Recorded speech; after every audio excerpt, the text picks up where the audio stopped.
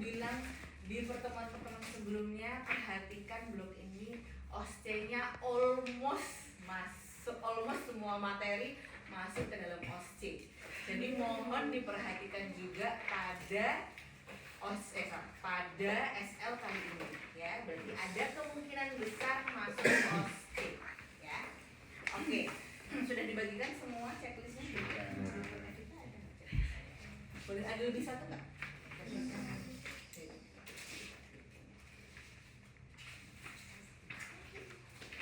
Nah, sekarang kita bahas dulu dari pemeriksaan payudara. Jadi nanti settingannya adalah kalian akan melakukan pemeriksaan payudara, ya. Ditaruh sini aja, Vin, biar nggak ganggu, Vin.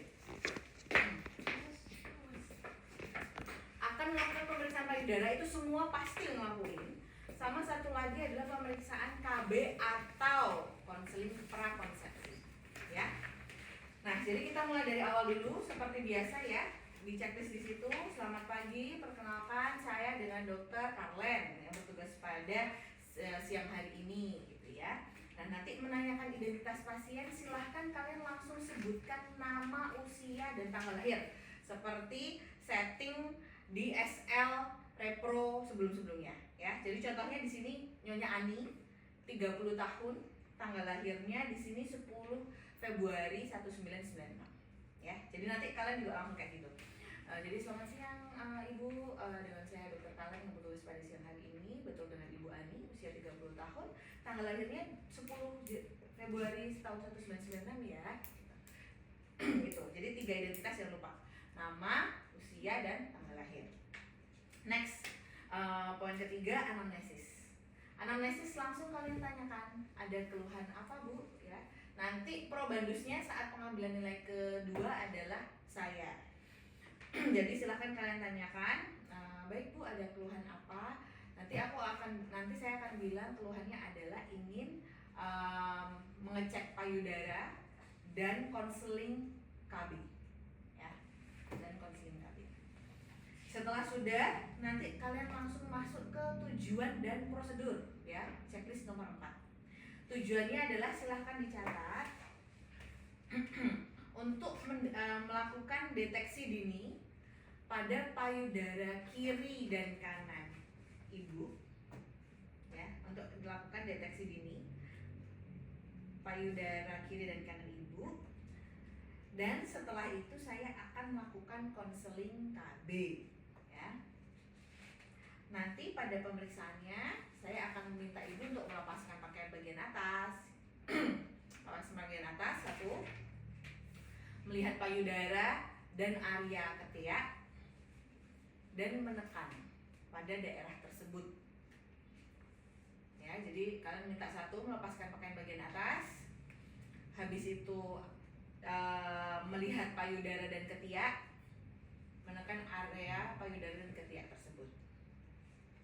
Sampai situ ada yang ditanyakan? Ada ketinggalan? Tujuannya apa tadi? Pada payudara kanan dan kiri, dan setelah itu saya akan melakukan konseling KB. Nanti saya akan membuka, nanti ibu dipersilakan membuka bagian atas. Nanti saya akan melihat dan juga meraba bagian payudara ibu dan area ketiak. Ya, itu ya poin intinya, membuka, melihat. Poin ingat ya, setiap pemeriksaan fisik pasti kita harus minta dia tuh lepaskan pakaian bagian atasnya, melihat ya, melihat berarti apa? Inspeksi, habis inspeksi, palpasi, menekan, ya. Oke, sampai situ ada yang mau ditanyakan? Sudah jelas semua? Lanjut. Jangan lupa poin kelima adalah inform consent.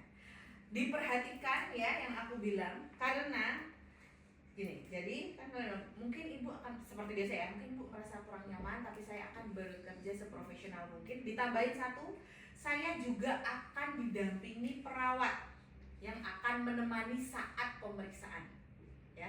Tidak ngomong ini auto remed, ya, auto remed. Diperhatikan besok misalkan masuk OSCE, berarti juga harus ngomong itu, oke? Saya akan didampingi bebas. Yang penting kalian ngomong diteman, didampingi, jangan dipacari gitu.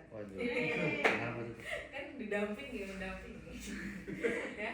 Jadi saya akan minta tolong untuk didampingi atau ditemani perawat ya. Sister bidan nggak apa kan? Sama Perawat aja, perawat. Case-nya kita perawat di sini.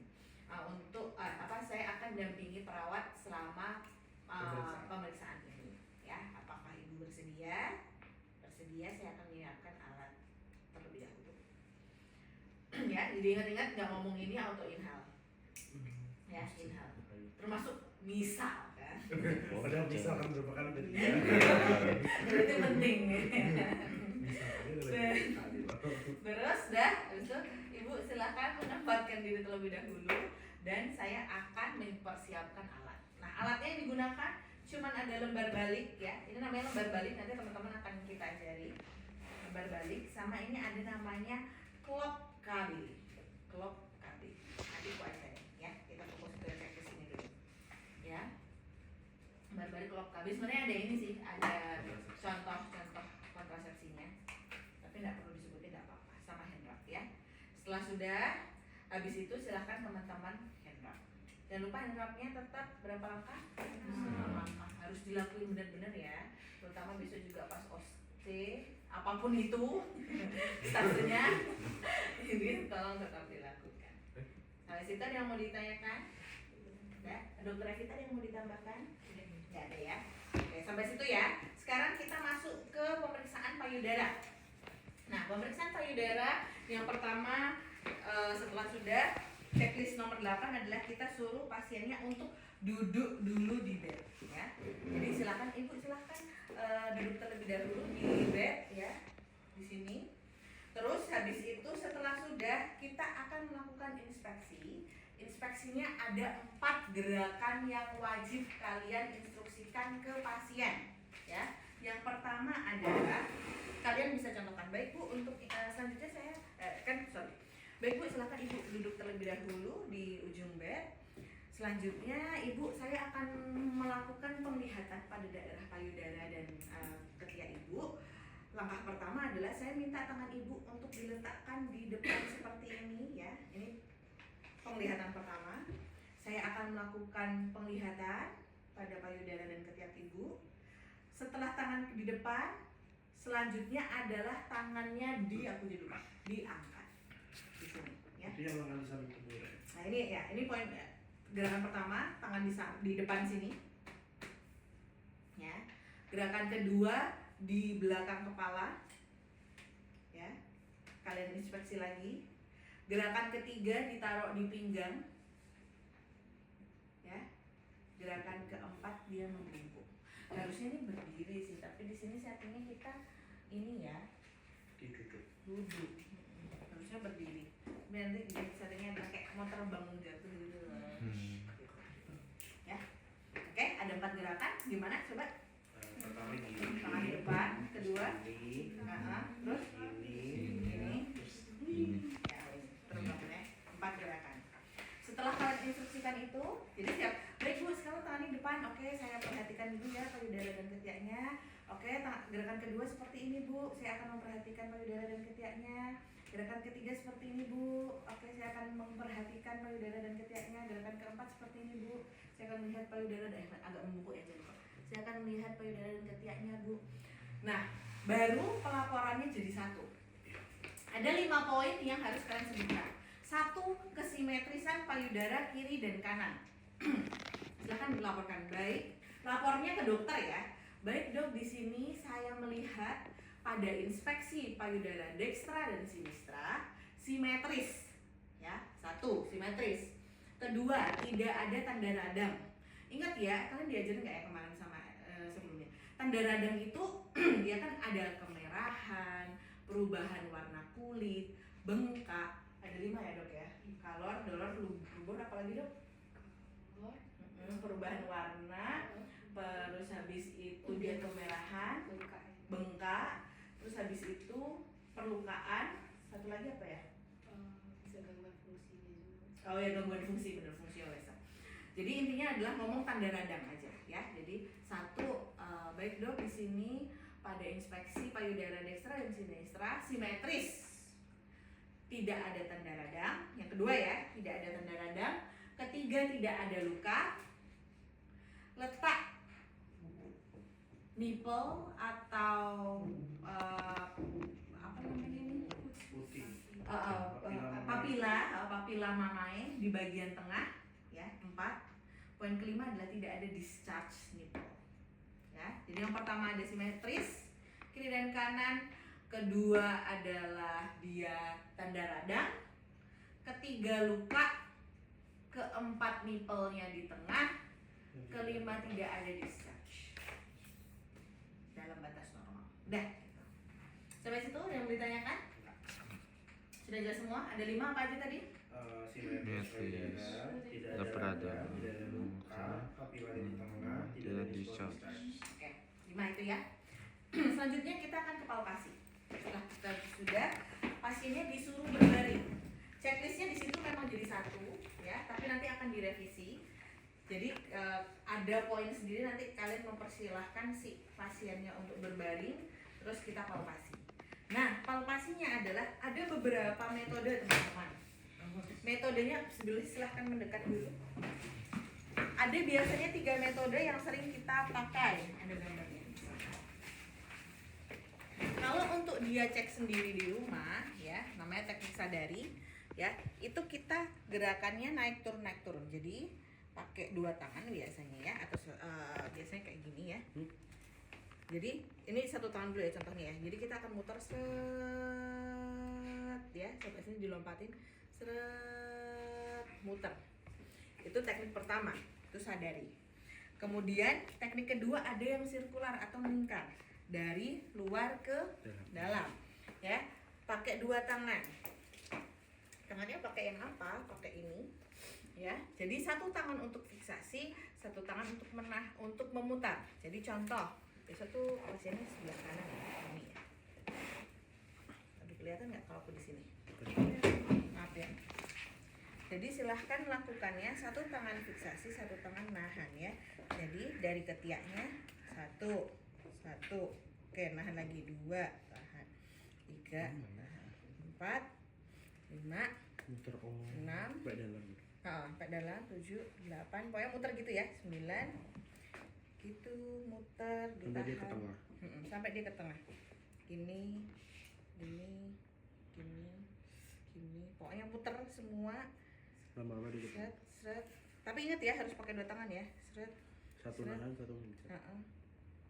Seret. Sampai sudah. Yang terakhir adalah kalian izin, permisi ya Bu, saya gini kan. Nah, ini untuk mengecek apakah ada discharge yang keluar atau tidak. Kayak gitu. Dokter Evita ada yang mau ditambahin dari teknikum? Aman ya. Kalau ada yang mau ditambahkan boleh ya, Dok. Jadi 1 menahan, 1 fiksasi, 1 muter. Fiksasi, muter.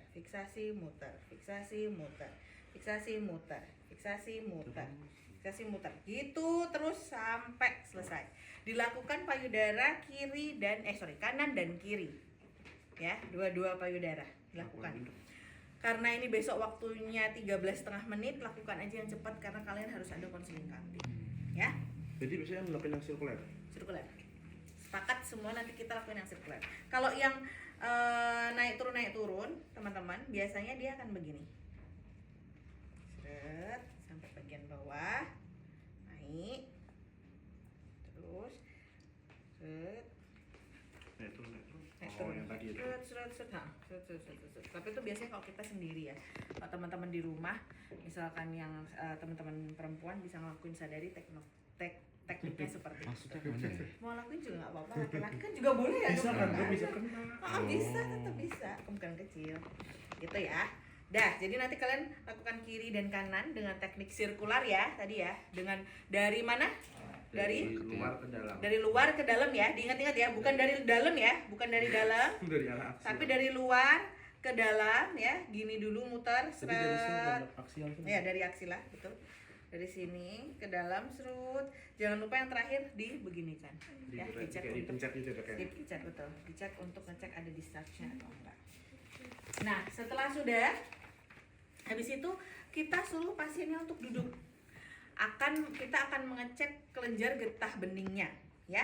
Caranya gimana? Nah, karena ini tidak ada ketiaknya, kita pakai manekin yang ini. Dok, maaf izin. Tadi laporannya Oh ya, sorry, benar. Pelaporannya adalah tidak ada perbesar. Jadi laporannya ke dokternya ya. Baik dok, pada palpasi payudara dekstra dan sinistra tidak ada perbesaran kelenjar getah bening, dan tanya ke pasiennya, Bu, apakah ada nyeri? Tidak ada. Oh ya, tidak ada nyeri. Nah, gitu ya. Tidak ada perbesaran kelenjar getah bening dan tidak ada nyeri. 2 itu. Poinnya 2. Kalau hanya salah satu berarti poinnya 1.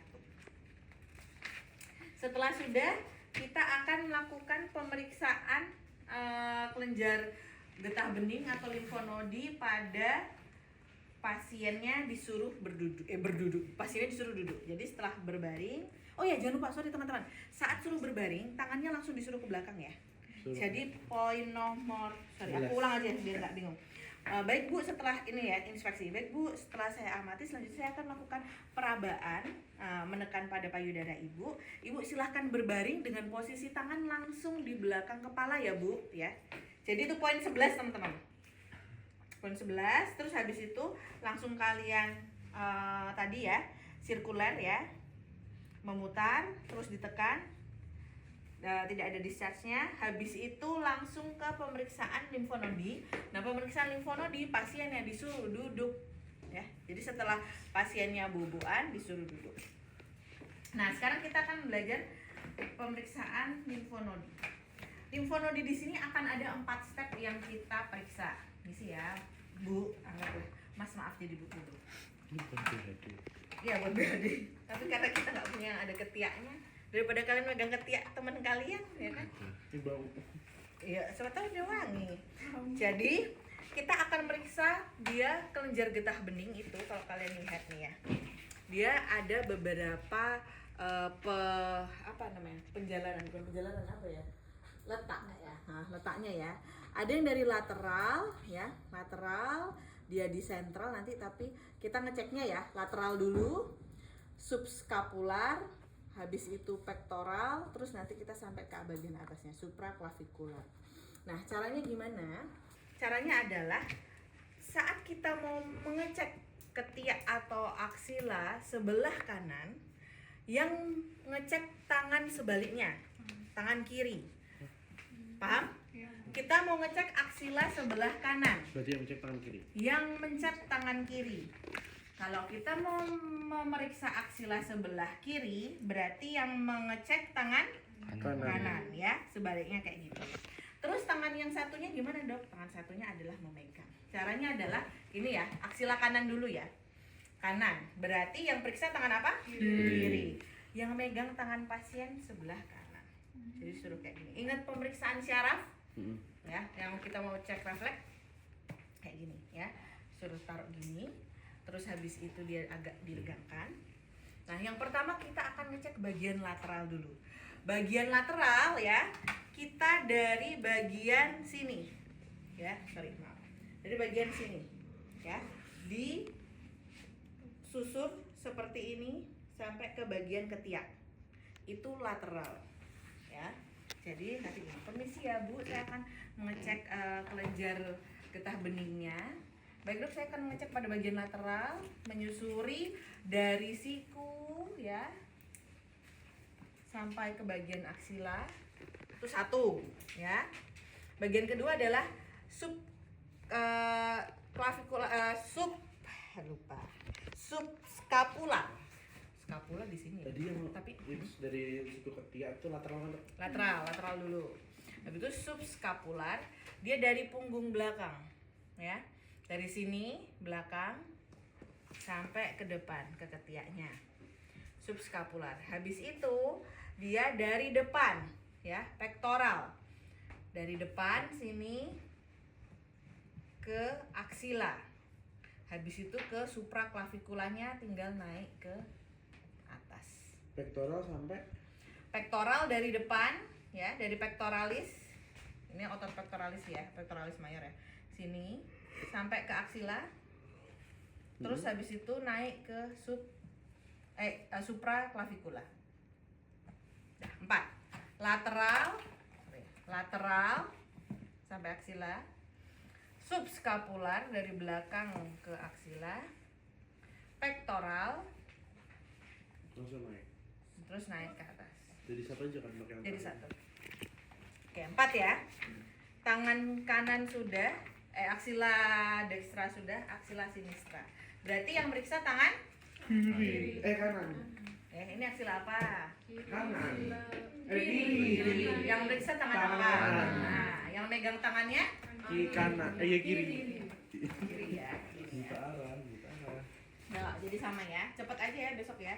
Saya akan cek aksila gimana? Sinistra, lateral sampai ke aksila, subclavikular sampai aksila, pektoral sampai aksila, sampai sini terus naik. Sudah. Nah, bukan sub Clavikular. clavikular, betul. Sub sampai atas. Gitu. Dah? Sampai situ paham? Paham. Sudah? Sudah ya.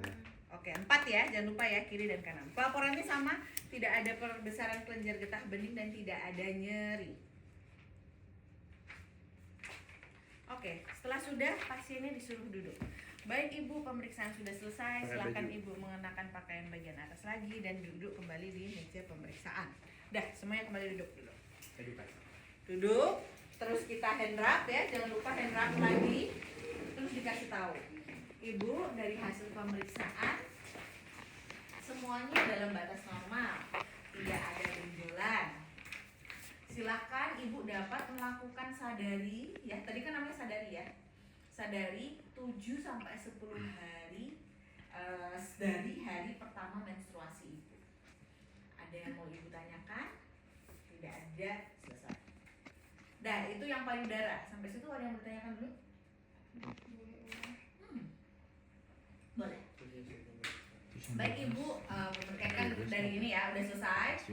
Baik Ibu, pemeriksaan sudah selesai. Silakan Ibu mengenakan pakaian bagian atas lagi dan kembali ke meja pemeriksaan. Kalian hand rub, jangan lupa. Perilaku profesional.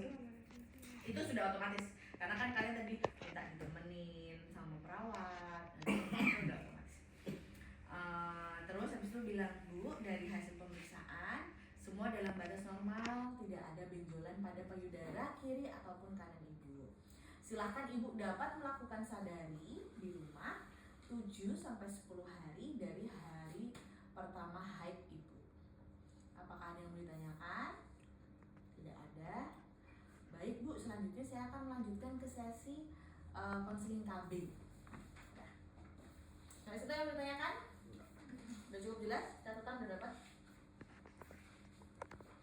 Jamnya itu kecepatan ya? Iya udah posisi setengah dulu. Oke, lanjut ya. Kita lanjut ke konseling KB. Nah, di konseling KB teman-teman akan menggunakan 2 alat. Ini yang namanya kita alat bantu untuk konseling KB. Dan ini yang namanya clock KB. Ya, clock KB. Nah, kapan pakainya?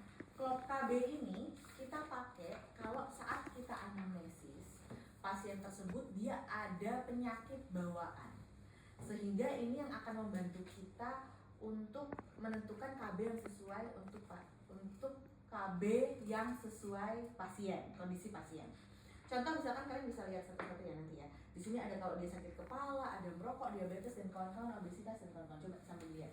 Nanti aku tunjukin cara pakainya. Silakan teman-teman amatin dulu.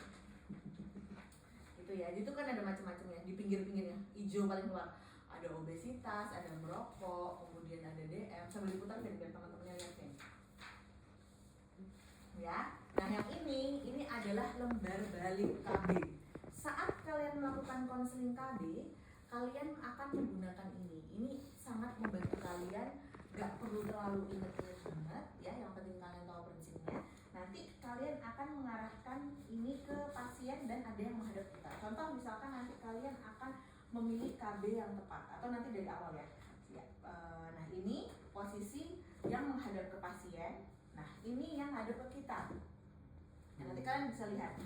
Ya baik Ibu, selamat datang. Baik Ibu, saat ini kita akan masuk ke sesi konseling KB. Tapi nanti di checklist nggak akan persis ya. Ini cuma contohnya real di lapangan. Baik Ibu, ini adalah kita akan masuk ke sesi konseling KB. Nah nanti di sini kalian akan bilang nih, Ibu, nih, tunjuk alat ini, jelaskan bahwa alat ini dapat membantu Anda dan klien. Nanti kalian bilang, Bu, alat ini akan membantu kita dalam menentukan metode KB yang tepat untuk Ibu. Kayak gitu, silakan. Pokoknya ini sangat bantu kalian banget lah. Terus apa? Kayak sales ya, sama juga dokter ya. Terus di situ nanti ada memilih metode. Nah kalau udah nanti kalian akan bilang, Bu, nah bisa ini ada petunjuknya di sini. Apa yang pernah Ibu dengar tentang metode KB? Apa yang Anda sukai dari metode KB? Kayak gitu-gitu. Nah itu intinya semua sudah ada di sini. Tetapi karena ini settingnya adalah skill lab, ya jadi kita sudah persingkat. Kalian harus ingat yang namanya 17. Itu ada tulisannya kan ya? 17. Nah, di situ ada apa? Sapa salam. Sapa salam nggak perlu memperkenalkan diri. Ada 2 pertanyaan wajib yang kalian sampaikan di situ. Poin pertama, kalian akan bilang, Bu, bahwa nanti di sini saya akan menanyakan pertanyaan sensitif. 1 ya, menanyakan pertanyaan sensitif dan menjamin kerahasiaan Ibu. Itu poin pertama di SA, ya, sapa salam. Poin kedua kalian harus sampaikan bahwa apakah Ibu sudah ada pertimbangan mau memilih metode kontrasepsi apa atau memilih KB apa, ya. Benar dok. Tadi yang tanyakan Ibu apakah sudah memilih metode KBP yang sudah dipilih? Nah, pertama adalah kalian bilang dulu, jadi gini. Baik Bu, selanjutnya saya akan masuk ke sesi kontrasepsi baik Bu, selanjutnya kita akan masuk ke sesi konseling KB. Yang pertama adalah di sini saya akan 1 ya, menanyakan beberapa pertanyaan sensitif dan akan menjamin kerahasiaannya. Yang kedua Bu, di sini apakah Ibu sudah ada pertimbangan ingin menggunakan metode KB apa? Itu di sapa salam, pertanyaan yang wajib kalian sampaikan. 2 itu kalian sampaikan, poinnya 2. Salah satu lupa atau ada poin yang lupa, langsung poinnya 1. Oh, yang apakah Ibu sudah itu di poin 1 dok? Iya, poin 1 di sapa salam. Sapa salam ada 2. 1, menanyakan beberapa pertanyaan sensitif dan menjamin kerahasiaan. Yang kedua, apakah sudah ada pertimbangan mau menggunakan metode KB apa? Ya, 2. Oke, udah dicatat semua. Setelah sudah, sapa salam ya. Sapa salam. 17. Saya pertama kan adalah sapa salam. T, 7 ya. T-nya adalah tanyakan. Ditanyakan adalah kalian harus tanya 5 pertanyaan yang wajib diingat. 1, siklus haidnya gimana? Teratur atau tidak? HPHD-nya gimana? Ya. Teratur atau tidak berarti kalian harus tanya apa aja di situ pertanyaannya? Hari pertama. Teratur atau tidak berarti kalian harus nanya apa aja? Siklus haidnya. Pertama hari terakhir. Itu pasti. Apa lagi? Apa biasanya? Repro. Ini kan kalian di repro. Kalau kalian menentuin dia haidnya teratur atau enggak, kalian harus tahu apa? Jarak. Berapa lama tuh apa? Siklusnya berapa hari? Ya, 1, siklusnya berapa hari? Kedua apa? Kalau kalian menentuin ini dia haidnya teratur atau enggak sih? 1, siklusnya kan normalnya siklus berapa teman-teman? 28. Berapa? 7. Masa gitu sih? Yang ngajarin dokter Adit kan? Masa? Berapa? Ayo, siklus tuh apa sih? Siklus tuh apa? Itu. Yang men siapa nih yang men? Yang men Siklus saya. haid. Siklus haid. Ya Ayo. kalian juga yang nggak men kan juga tahu kan kalian dokter. Siklus haid itu apa? Hari haid? Apa tuh hari haidnya itu apa? Itu durasi berapa lama haid. Siklus haidnya biar tahu teratur atau enggak berarti apa? Jangka. jarak antara bulan pertama dan bulan selanjutnya, ya. Jarak antara mens sekarang dan mens selanjutnya itu namanya siklus haid. Ya, normalnya berapa siklus haid? 21. Kan diajarin cuma 28. Kita diajarin dokter Adit nggak gitu? Kan kita juga diajarin. Berapa? 20, coba kalian cek ya, 23 hari sampai 38 hari. Jadi kalau masih dalam siklus tersebut, misalkan dia bilang, Dok, banyak nih yang konseling, yang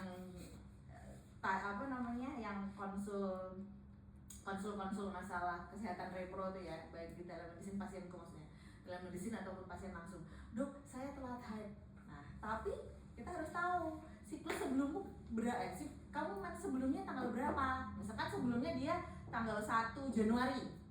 Sekarang tanggal 3 Februari. Telat mens nggak itu? Siapa yang bilang telat? Siklus normal tadi aku bilang berapa hari? 23 sampai 38 hari.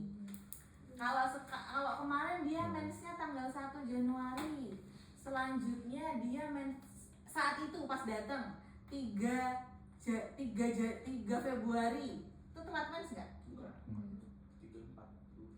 hari. Telat mens nggak? Yakin? Telat? Yakin nggak? Telat nggak ya, Dok? Enggak, tidak terlambat ya.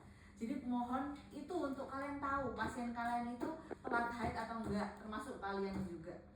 Kalau masih dalam durasi 23 sampai 38 hari itu tidak telat haid ya. Jadi satu ya, siklus haid kalau kalian mau tahu teratur tadi ya, berapa lama siklusnya ya antara menstruasi sampai sekarang. Kedua adalah durasinya berapa lama ya, sama hati-hati. Jadi nanti kalian silahkan tanyakan, baik Bu, untuk siklus haidnya apakah teratur? Nanti aku akan jawab iya teratur. Siklusnya berapa lama? Siklusnya tiap kapan? 28 hari. Terus habis itu durasinya 5 hari. Nanti akan aku jawab seperti itu. Baru HPHT. Ya, HPHT-nya nanti di tanggal 20 Juni 2026. Ya. Sampai situ ada pertanyaan? Jangan bingung ya teman-teman ya, kalian udah mau selesai blok repro. Jangan sampai pertanyaan sesimpel itu kalian tidak paham ya.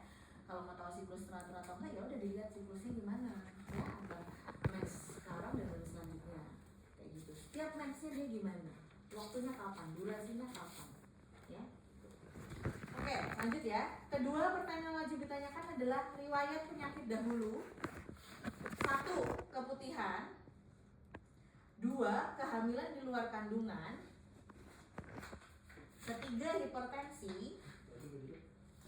RPD. 1. Keputihan. 2. Kehamilan di luar kandungan.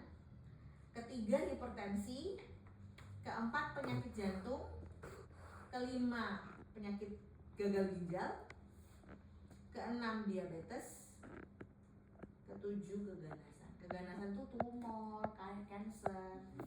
Ulang ya, RPD, keputihan, kehamilan di luar kandungan, hipertensi, penyakit jantung, penyakit ginjal, DM, keganasan. Pertanyaan kedua. Pertanyaan ketiga, RPK, riwayat penyakit keluarga. Apakah ada riwayat keganasan atau tidak? Pertanyaan keempat, ingin menunda berapa lama? Pertanyaan kelima, apakah sudah punya anak atau belum? Jadi teman-teman, intinya adalah sampai dulu deh. Siklusnya gimana? 1. Siklusnya gimana? Riwayat penyakit dahulu, ada keputihan, kehamilan di luar kandungan, hipertensi, penyakit jantung, gagal ginjal, DM, keganasan. Riwayat penyakit keluarga, keganasan. Terus ingin menunda berapa lama? Sama sudah punya anak atau belum? Nah, jadi pada intinya besok teman-teman, kalau kalian punya pasien yang akan melakukan pemasangan KB, wajib kalian tanyakan ingin menunda berapa lama. Itu sangat penting juga. Kenapa? Kalau dia mau udah 10 tahun sama 1 tahun kira-kira sama apa beda? Beda. Kalau mau 10 tahun kira-kira pakai AB apa sih yang enak? Ayudi. Ayudi, betul Ayudi dulu kan benar. Ayudi tembaga bisa, Ayudi hormonal bisa. Kalau dia mau kalau dia mau nunda yang misalkan 1 tahun, Masih nol. bisa betul KB, suntik bisa, minum bisa, ya kan? Bisa apa lagi? Implan, susu, implan, apa lagi? Alami bisa nggak? Bisa. Apa lagi sih metode? Alami, satu lagi ada? Kondom itu disebut apa? Blok. Barier, Blok ya, barier. itu juga bisa ya. Jadi kalau yang nggak deket-deket gitu ya dok, biasanya kita saraninnya ya udah kayak pil KB yang pakai hormonal. Nah, tetapi kenapa harus ditanyakan riwayat keganasan? Ingat-ingat, setiap ini sampai kalian besok ya jadi dokter ya, itu ingatnya seperti itu. Setiap pasien kalian yang ada riwayat tumor ataupun kanker, baik di dia ataupun di keluarganya, nenek, buyut, apalah, ibunya lah, jangan pernah disarankan hormon.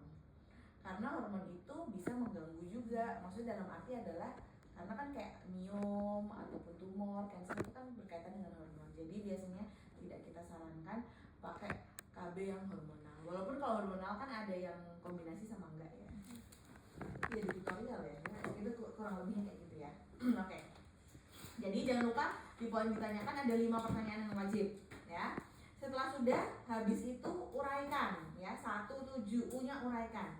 Nanti ya, jadi case-nya adalah saya akan bilang bahwa dia tidak ada riwayat penyakit apapun, dia pengen nundanya 1 tahun ya, terus nggak ada riwayat keganasan, dan apakah sudah punya anak? Belum punya anak. Jadi ini dia baru nikah, pengen nunda kehamilan 1 tahun. Nah terus habis itu kalian uraikan. Nah dari ini, kalian pakai inilah, pakai si lembar baru. Baik Bu, kita akan dari keinginan Ibu ya, ingin menunda selama 1 tahun dan Ibu belum punya anak. Ada beberapa metode nih yang cocok. Kalian langsung buka nih, memilih metode. Buka, langsung buka halaman selanjutnya. Ini. Nah, ini adalah metode-metode yang ada di Indonesia saat ini. Tapi sesuai ini case besok ya, benar-benar besok pas kilat ya. Sesuai dengan kondisi Ibu, karena Ibu hanya ingin menunda 1 tahun, ada metode yang saya sarankan adalah di bagian tengah ya Bu, di bagian sini ya, dari bagian sini. Nah nanti ini contekannya ada di sini sebenarnya teman-teman, kalian bisa sambil baca ya. Jadi metode yang pertama yang bisa saya sarankan adalah pil. Nah pil ini ada hormonnya Bu, tapi syaratnya langsung sambil dicatat ya. Jadi metode pertama yang bisa saya sarankan adalah pil. Tapi syaratnya Ibu harus selalu ingat dan tidak boleh lupa. Langsung kalian tanyakan ke pasiennya, apakah Ibu mudah lupa? Nanti akan dijawab, oh tidak dok. Oke, berarti pil masih bisa jadi masih opsi ya, masih bisa jadi opsi. Kedua, sebelahnya pil ini ada apa teman-teman? Suntikan. Jadi ini satu metode, ini tuh satu kesatuan pilihan buat dia ya. Ini itu satu pilihan, satu metode pilihan. Nah, pil tadi ya syaratnya adalah dia tidak boleh lupa. Terus kalian langsung tanyakan ke pasiennya, Ibu udah lupa enggak? Oh enggak dok. Oh ya sudah, oke, berarti masih bisa jadi pilihan ya Bu. Pilihan kedua ada suntik. Nah di suntik ini dia juga mengandung hormon. Nah tapi Ibu takut jarum suntik atau tidak? Langsung aja ditanyain kayak gitu. Nanti akan dijawab, aduh dok saya takut jarum suntik. Berarti ini tidak bisa jadi opsi ya Bu. Berarti suntik kita eliminasi ya, kita keluarkan. Selanjutnya Bu, ada metode alami ya. Nih, metode alami. Alami itu dengan kalender. Nah, jadi Ibu harus tahu masa subur Ibu kapan. Kemudian saat masa subur dihindari untuk berhubungan. Apakah Ibu berkenan dengan metode tersebut? Nah, nanti tinggal silahkan dengarkan. Biasanya nanti akan bilang, aduh dok saya nggak percaya nih kayak gitu, atau aduh dok jangan deh. Ada misalkan teman saya kebobolan pakai metode itu. Nah, kayak gitu. ya sudah, berarti ini tidak bisa jadi opsi ya Bu. Dan metode terakhir adalah dengan kondom, dengan barrier. Nah tapi pada kondom ini mengandung lateks. Nah apakah ada riwayat alergi lateks baik ibu ataupun suami? Gitu. Oh iya dok, saya lupa saya alergi. Ya sudah, berarti ini tidak bisa jadi opsi ya Bu. Nah yang terakhir ada kemal, ini apa namanya? Kemal itu dia adalah kepanjangannya. Betul, metode amenorrhea laktasi. Terima kasih Krista. Metode amenorrhea laktasi, tapi syaratnya harus sedang menyusui. Tapi kan ibu sedang tidak menyusui, jadi ini tidak bisa juga ya Bu jadi opsi. Jadi dari semua ini metode yang bisa jadi opsi apa? Pil doang ya. Ya udah. Baik Bu, berarti dari semua ini saya menyarankan ibu adalah metode pil. Nah, silahkan kalian buka nih, ada di sini pilihannya. Pil nih. Jadi ini metodenya di sini di samping, pilihan-pilihan KB-nya ada yang di bawah. Nah, ini ada pil ya, silahkan kalian buka. Nah, jadi Bu, ini adalah metode yang paling sesuai untuk ibu, yaitu pil ya. Nah, ini sekarang kita masuk ke poin D. Nah, pil ini silahkan kalian jabarkan hanya yang merah-merah aja nanti bilang ke ibu. Ya, ada merah-merah. Silahkan kalian bilang nanti. Sangat efektif jika diminum tiap hari. Jadi kalian bilang, Bu, karena ibu di sini yang paling sesuai pil, saya sarankan ibu untuk meminum ini tiap hari. Jangan sampai lupa ya Bu, karena di sini ada tulisannya. Kalau ibu lupa, maka bisa hamil. Ya. Kemudian efek sampingnya, silahkan kalian baca aja besok, nggak perlu dihafalin. Ada mual, flek, sakit kepala, nyeri payudara. Terus kalau untuk perlindungan terhadap infeksi menular seksual bisa menggunakan kondom juga, kayak gitu. Dah, ada yang mau ditanyakan? Nah, jadi nanti setelah milih, jadi kan kalian tadi jabarkan ya, pil. Kalau pil tadi apa yang kalian wajib tanyaan? Ibunya sama lupa. Lupa. Nah, terus habis itu suntik apa yang ditanyakan? Oke, habis itu terus alami ya. Alami salah satunya kalender. Terus mau atau enggak? Oke, terus habis itu kondom. Apa yang tanyain? Terus habis itu bilang iya saya alergi. Berarti pilihannya cuma bisa pil. Setelah pil masuk ke poin bantu, kalian harus membuka lembar yang pil. Silahkan diinfokan yang bagian merah-merah saja ke ibunya. Setelah sudah, habis itu kan udah kalian poin uraikan, bantu dan jelaskan itu sudah masuk ke situ. Kalian juga boleh nanti sambil digunakan, Bu, alat pilnya seperti ini, kontrasepsi pil. Boleh dibuka. Jadi cara minum pil KB itu, tapi ini besok nggak usah dijelasin ya, ini cuma nice to know kalian aja. Cara minum pil KB itu yang hormonal adalah harus saat haid pertamanya dia, gak boleh nggak pas haid. Jadi misalkan datang ke kalian, posisinya dia mau pakai, dok saya udah kebelet banget ya harus pakai KB, tapi dia pilihnya pil, tapi lagi nggak mens, boleh nggak? Nggak boleh ya, harus pas mens. Saat dia mens hari pertama, disesuaikan harinya hari apa, dan diminumnya yang warna kuning ini. Misalkan dia mens hari apa, misalkan Rabu misalkan ya. Ya udah, silahkan ibu nanti mengkonsumsi, ada tulisan di sini hari Rabu. Nah itu adalah pil pertama ibu. Silahkan ibu, tetap dilanjutkan. Kami surat ini kan ada panahnya ya. Sampai nanti di sini udah minggu naik lagi ke atas. Gitu. Jadi syaratnya minum pil KB adalah harus saat haid hari pertama. Tidak haid tidak boleh. Terus misalkan dia lupa minum, misalkan kemarin lupa minum sehari tok Dirangkap besoknya. Besok itu dua. Iya betul. Besoknya lupa lagi. 2 kali nggak apa-apa. Kalau lebih dari 2 kali pulang dari awal. Oke, bisa. Itu aku ngetes. Sebenarnya di sini juga ada ya teman-teman ya. Jadi nanti misalkan dia lupa, itu sering banget ditanyain. Terus gimana dong kalau saya lupa kawan-kawan ya itu silakan. Kalau misalkan pulang, syaratnya misalkan dia belum haid, berarti dia harus apa? Tunggu haid. Selain tunggu haid, tapi aduh dok, tapi saya mau berhubungan. Gimana? Pakai kondom. Iya.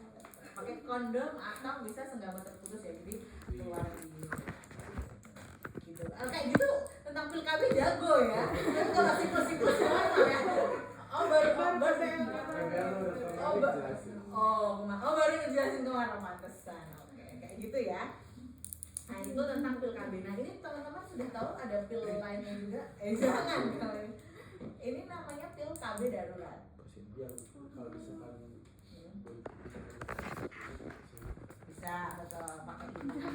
Pil KB darurat ini namanya juga pil KB darurat, digunakan saat darurat. setelah berhubungan. Iya, setelah berhubungan. Ini sudah ada perpunya karena sekarang banyak banget kasus penyalahgunaan pil KB darurat. Ini case real pasienku di telemedicine, hampir tiap jaga itu ada 20-30 pasien cuma minta ini doang. Dan dia usianya 16 tahun ada, 19 tahun ada, Salah. 21 tahun. Kenapa?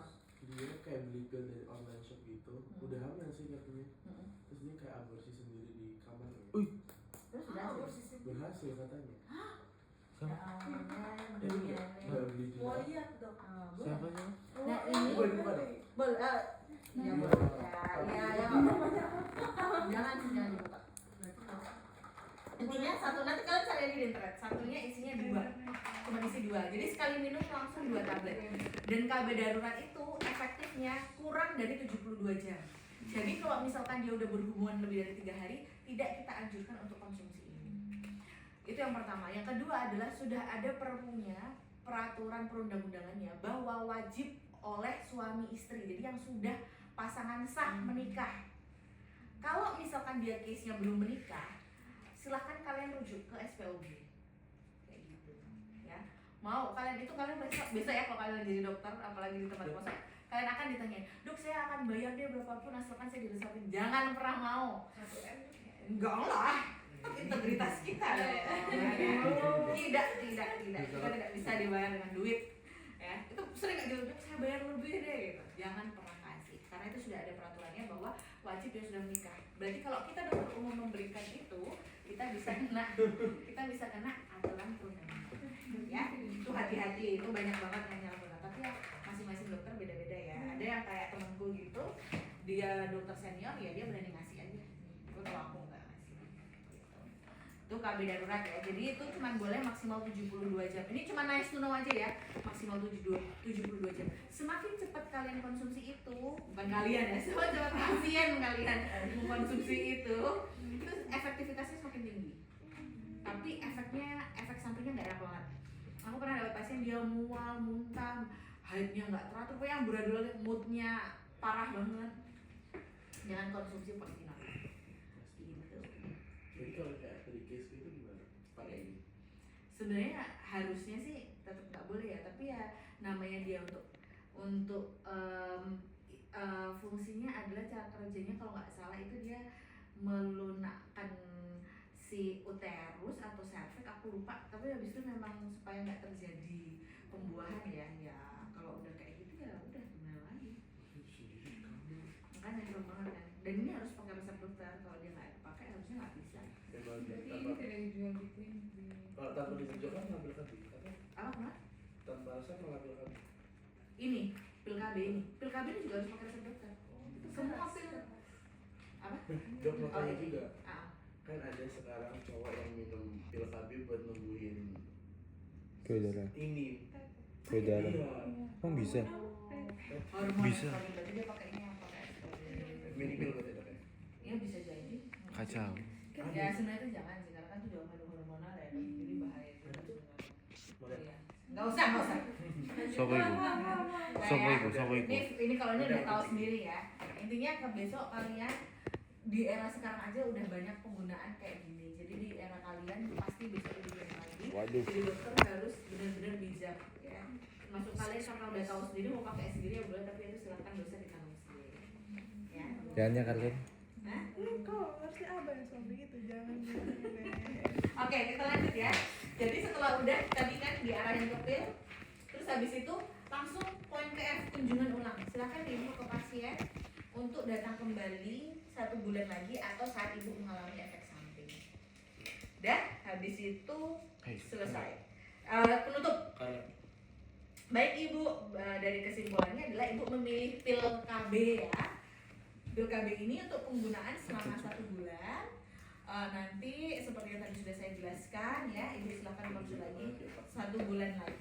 Kalau ada yang mau ditanyakan, tidak ada, sudah selesai. Besok SL sesi kedua adalah kita sepakati untuk pil KB ya. Jadi konseling prakonsepsinya ini cuma aku ajarin aja di sini.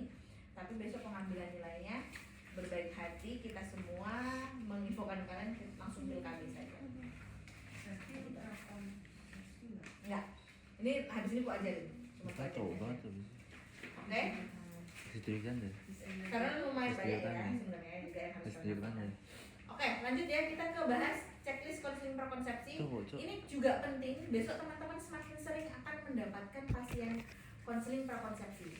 Menurutku adalah prinsip-prinsipnya kalian harus tahu vitamin-vitamin apa yang harus diberikan.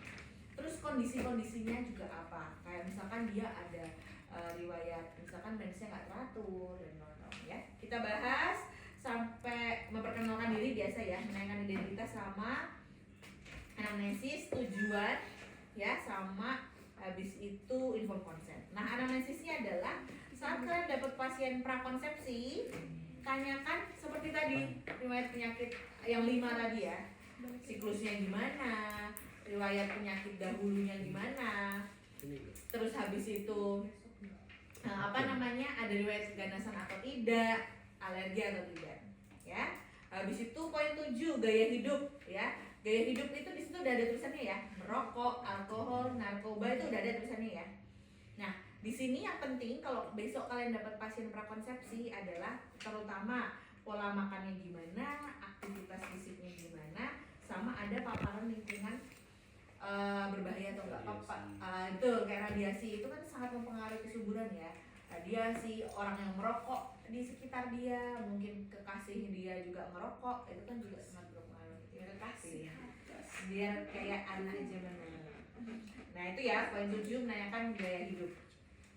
Poin ke-8 adalah riwayat kesehatan reproduksi. Dok, SL itu 1 jam atau 2 jam? 2 jam. Oh, berarti. Jateng di LMS. Yang di situ. Iya, tadi LMS yang sudah 2 jam. jam. Oh, jam 3. Terus habis itu berapa sih? 2. Jam 2. Dan di sini kalian latihan ya. Aku mau. Terus habis itu kita bahas sebentar ya biar cepat. Habis itu poin 8 ya, riwayat kesehatan reproduksi kayak tadi ya. Dia ada keputihan atau enggak. Nah, besok kalau kalian dapat pasien prakonsepsi tapi ada keputihannya, itu wajib disembuhkan dulu. Keputihan tuh macam-macam jenisnya teman-teman. Nanti kalian akan belajar di blog lainnya. Ada yang dia warnanya kehijauan, ada yang warna keputihan. Kekuningan kalau keputihan biasanya dia jamur, kalau dia kehijauan kekuningan dia karena bakteri. Nah, itu obatnya akan masing-masing berbeda. Nanti akan kalian pelajari di blog kedua. Terus ditanya juga udah ada pernah riwayat pakai IUD atau belum. Terus edukasi. Nah, di sini di edukasi poin 9 harus intinya pasien mau prakonsepsi harus medical check up. Kalian cek berat badan, tinggi badannya berapa, IMT-nya berapa. Pemeriksaan labnya kira-kira kalau orang mau hamil apa yang dicek? Hah? Apa? Hah? Tes urin, betul itu penting loh, urin. Untuk tahu apa?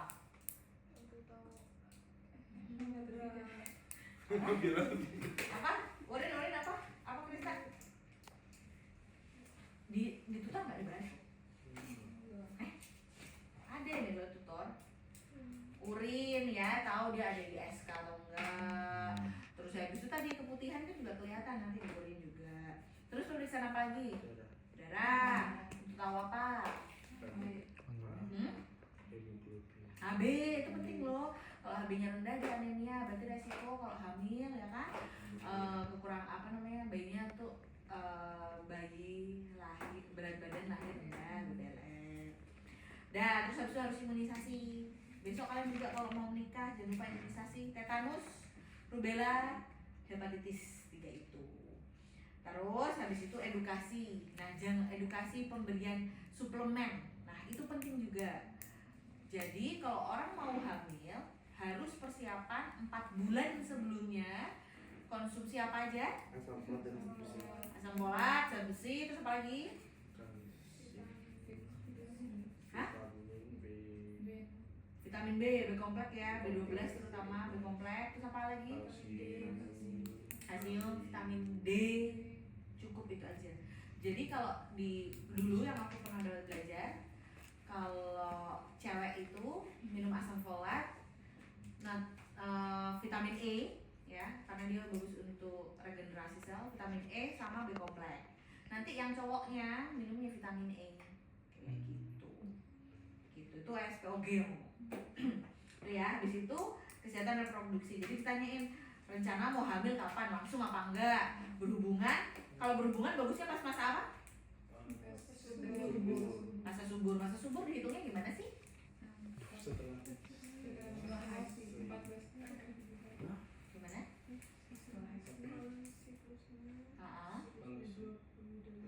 Siklusnya teratur. Berarti 14 hari.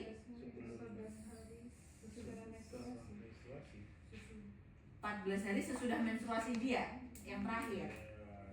Yakin? sebelum terakhir Pak Bekti kan dikurang 14. Jadi misalkan dia mensnya kemarin tanggal 1 Januari, masa suburnya berarti 70. misalkan siklus dia 28 hari. Berarti 12 Januari.